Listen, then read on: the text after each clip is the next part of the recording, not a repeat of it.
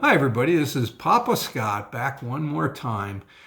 Just wanted to start with a reminder about last week. I want to ask you a question. How did you do?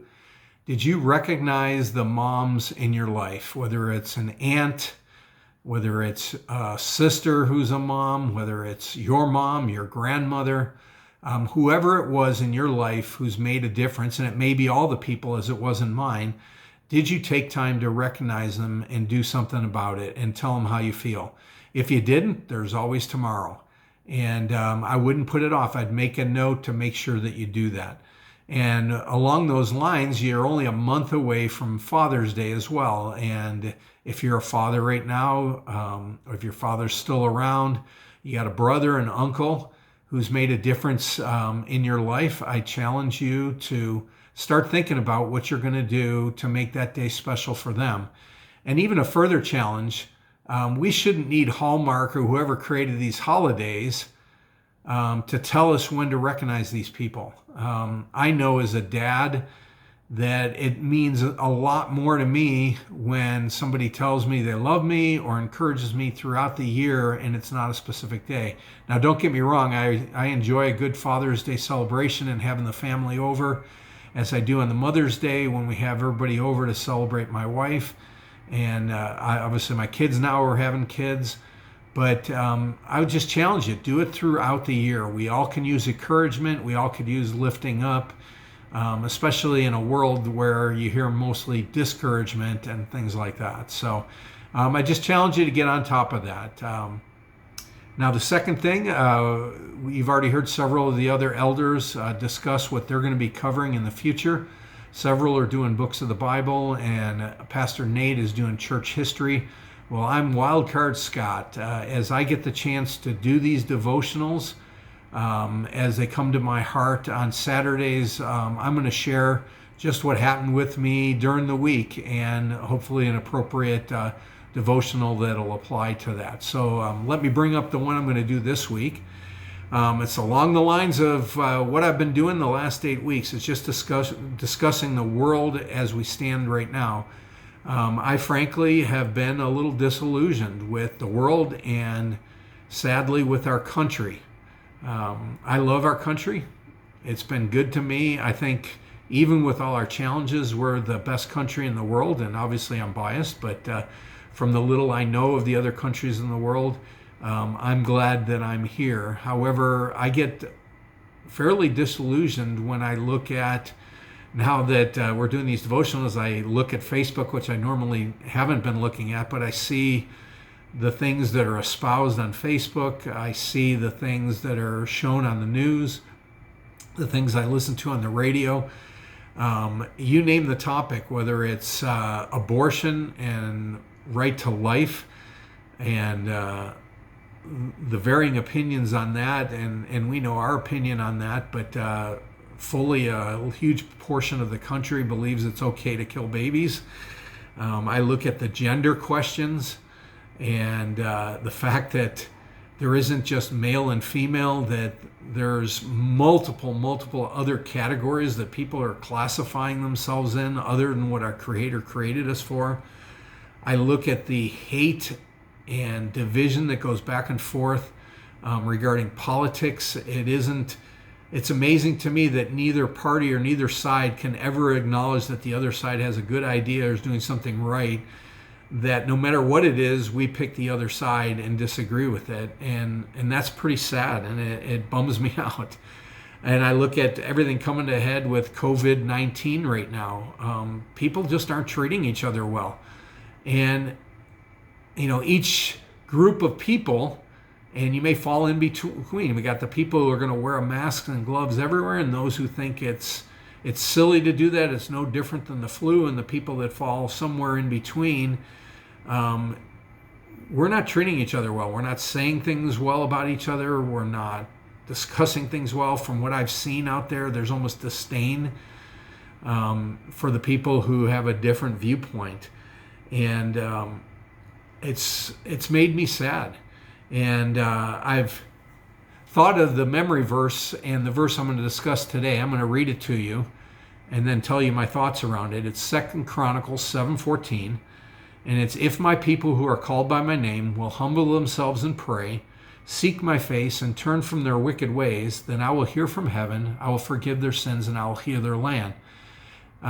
Great memory verse. It's God saying what we need to do to heal our land. And in the past, I've looked at it and said, other than an incredible God-sized miracle, there's no way he's going to heal the United States because there's so many people that are so far off. And then I looked and read what was going on when this verse was written, and it kind of opened my eyes. This verse was written after Solomon and the people of Israel completed the temple, and God was happy with them, and he was kind of talking to Solomon. He said, okay, essentially he was saying, in the future, when you stray away from me, and I allow things to happen like floods and plagues and so forth, if you do what he says here in the verse, and again, let me read it again. If my people who are called by my name will humble themselves and pray and seek my face and turn from their wicked ways, then I will hear from heaven and I'll forgive their sin and heal their land. And the big aha for me, and maybe you always realized it, but he's not talking to all of the United States. He's talking to his people, the people that already believe in him. That's us. That encouraged me a lot more. It's not talking about the people who haven't accepted the Lord in their heart yet. It's talking about people who say they're believers. And my challenge to you is, one person at a time, how have you humbled yourself? Have you put pride aside and remembered who is our God in heaven? Have you prayed diligently for healing of our land beyond just your family and so forth, for healing of our land? And have you sought the Lord's face? Are you seeking his word? Again, I brought this up numerous times and continue to. Are you attending Bible studies online or in person when we have them? Are you doing devotionals? Are you digging into the word? And this is a challenge for me as much as it is for you. And then even probably the biggest single one is, are you repentant? It's great to do all that, but if we don't turn from our own wicked ways, and we all are sinners, it clearly identifies that. We know if we look at our own hearts and we really take time to meditate, that we realize that we are all very guilty of it, whether it's in thought, word, and deed. If we were to each do that personally, one at a time, all the believers, then we could heal our land. And let me share now a specific story.